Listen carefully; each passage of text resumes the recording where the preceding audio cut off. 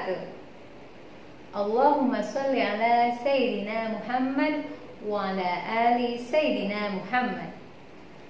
Apa kabar soli dan solihah? Alhamdulillah, hari ini Bu Guru Nafisa merasa senang sekali karena dapat kembali berkomunikasi dengan kalian melalui video pembelajaran hari ini.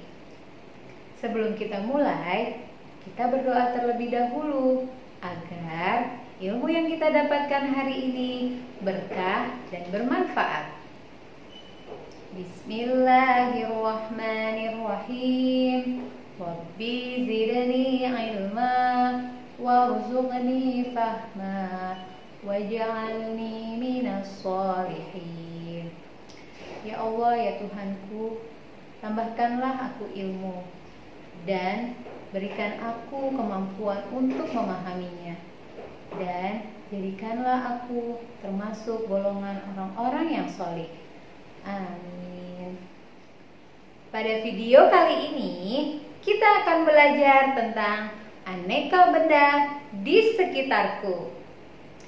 Tapi Soli dan Solihah tahu apa itu benda? Lalu ada berapa sifat fisik benda? Dan apa manfaatnya bagi kita mempelajari benda di sekitarku? Mari kita cari tahu. Allah berfirman di dalam Quran surat Al-Qamar ayat 49. Inna kulla syai'in khalaqnahu biqadar. Yang artinya, sesungguhnya kami menciptakan segala sesuatu menurut ukuran. Soli dan Solihah, apapun yang ada di langit dan di bumi ini adalah ciptaan Allah Subhanahu wa Ta'ala. Dia adalah pencipta seluruh jagat raya dunia ini. Allah Subhanahu wa Ta'ala menciptakan segala sesuatu sesuai ukuran dan takarannya.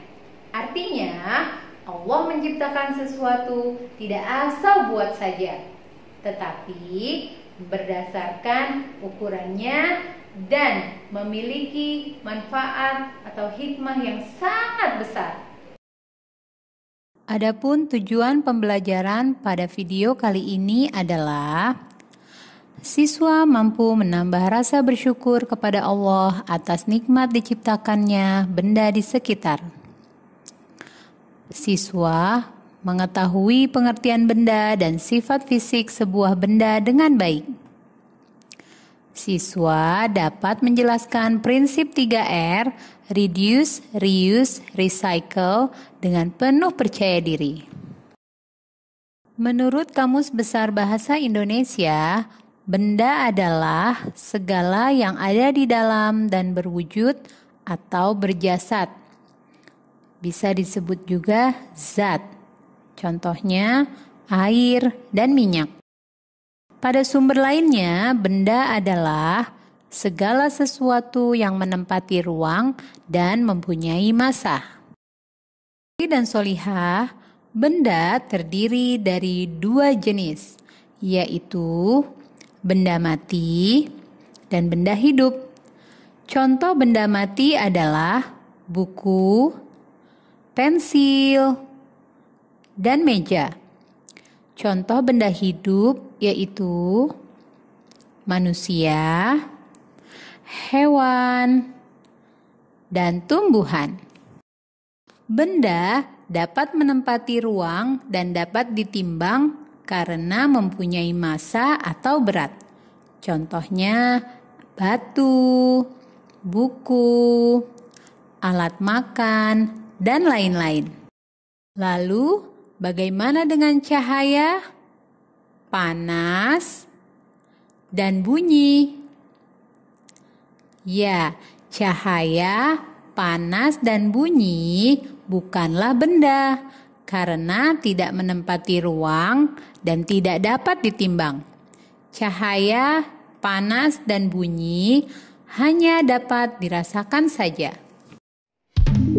Setelah kalian mengetahui pengertian benda, silakan kalian mengamati gambar berikut ini. Soli dan solihah, amatilah kumpulan benda berikut ini. Manakah dari kumpulan benda tersebut yang termasuk bukan benda? Ya, betul sekali. Api, cahaya, dan bunyi adalah bukan benda. Benda-benda dapat dikelompokkan berdasarkan sifat fisiknya. Sifat fisik benda misalnya warna, bentuk, dan ukuran. Benda yang ada di sekitar kita mempunyai beragam ukuran. Ada yang besar dan ada yang kecil. Ada juga yang panjang dan pendek. Benda di sekitar kita juga mempunyai beragam bentuk. Perhatikan bentuk-bentuk benda di bawah ini. Ada yang berbentuk lingkaran, segitiga, persegi, dan lain-lain. Benda di sekitar kita juga mempunyai beragam warna. Perhatikan benda-benda di bawah ini. Ada yang berwarna merah, hijau, kuning, dan ungu. Selain memiliki sifat fisik, benda juga memiliki jenis-jenis tertentu. Mari kita lihat penjelasannya satu persatu. Yang pertama, benda terbuat dari kayu. Kayu adalah bagian dari pohon. Untuk memperoleh kayu, kita harus menebang pohon. Kemudian, mengambil bagian batang untuk diolah menjadi bahan benda. Perubahan dari batang kayu menjadi benda-benda tersebut melalui proses yang berbeda-beda. Contoh benda terbuat dari kayu adalah lemari, meja, kursi, pensil, dan lain-lain. Adapun sifat-sifat kayu yaitu keras, kuat, tidak tahan terhadap air sehingga mudah lapuk di tempat yang basah. Dapat dibentuk. Yang kedua, benda terbuat dari plastik. Plastik dapat dibuat menjadi berbagai macam benda.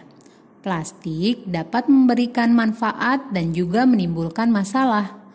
Plastik membutuhkan waktu yang lama untuk terurai secara alami, sekitar puluhan bahkan ratusan tahun. Contohnya yaitu ember, gayung, botol air minum, dan lain-lain. Adapun sifat-sifat plastik yaitu tidak mudah menyerap air, ringan, tidak mudah pecah, mudah dibentuk, dan tembus pandang. Yang selanjutnya adalah benda terbuat dari kaca. Kaca dihasilkan dari pengolahan bahan tambang pasir kaca. Pasir kaca diolah dengan cara memanaskan hingga meleleh, kemudian dibentuk sesuai dengan kebutuhan. Contoh benda terbuat dari kaca yaitu gelas, piring, cermin, dan lain sebagainya.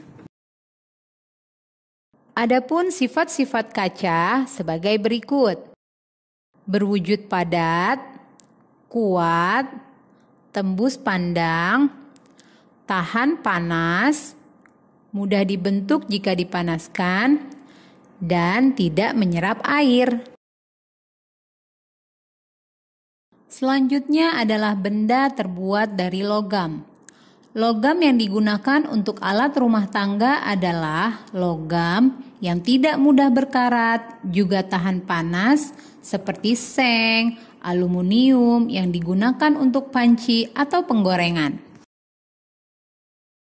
Sifat-sifat logam adalah sebagai berikut. Berbentuk padat, keras, kuat, tidak lentur, tidak menyerap air, tidak mudah terbakar, tidak berkarat, juga sebagai penghantar panas yang baik.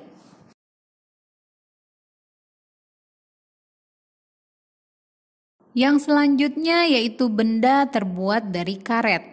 Semuanya berasal langsung dari pohon karet atau telah mengalami proses pengolahan. Contohnya ban, balon karet, sol sepatu karet, selang air, dan penghapus karet.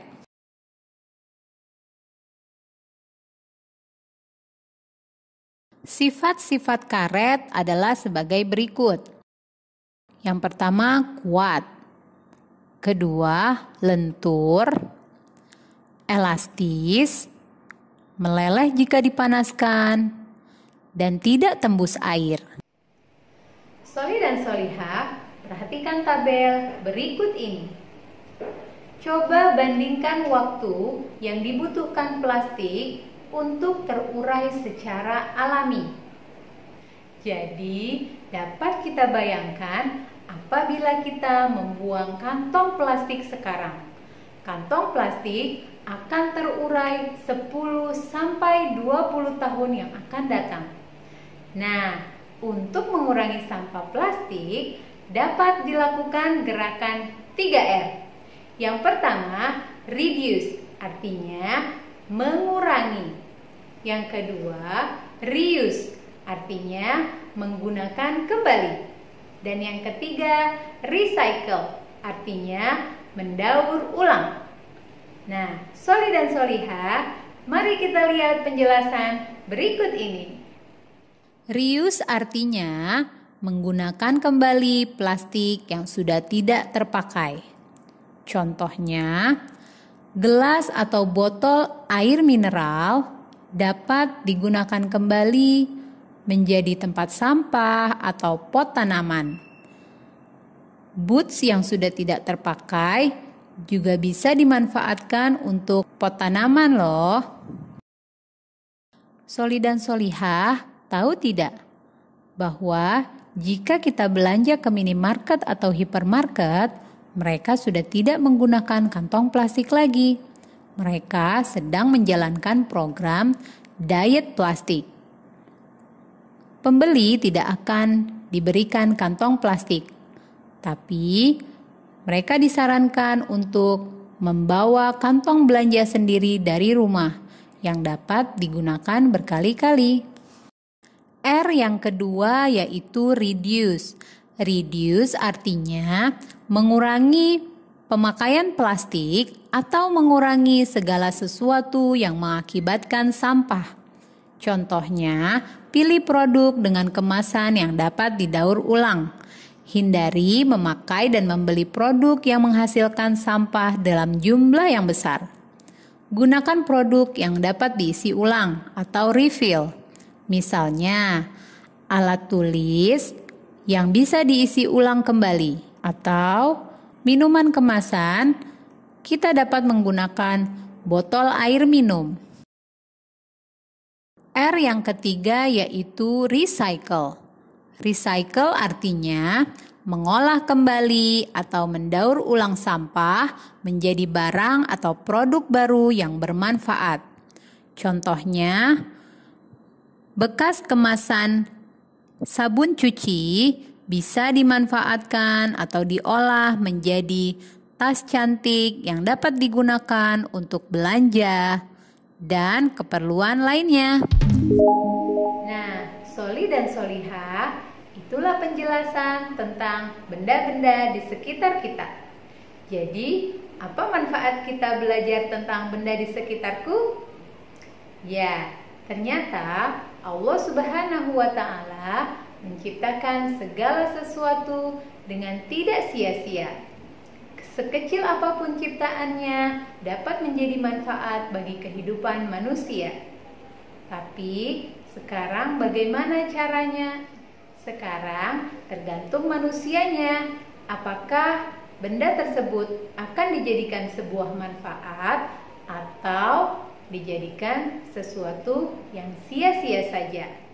Ingat ya soli dan soliha, dengan kita memanfaatkan benda-benda yang berada di sekitar kita, sama dengan kita menjaga lingkungan dan bumi ini dari kerusakan dan menjadikan bumi lebih indah dan asri. Baiklah soli dan soliha, sekian pembelajaran hari ini.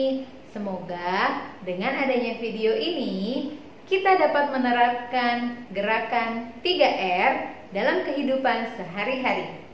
Mari kita mulai dari diri sendiri.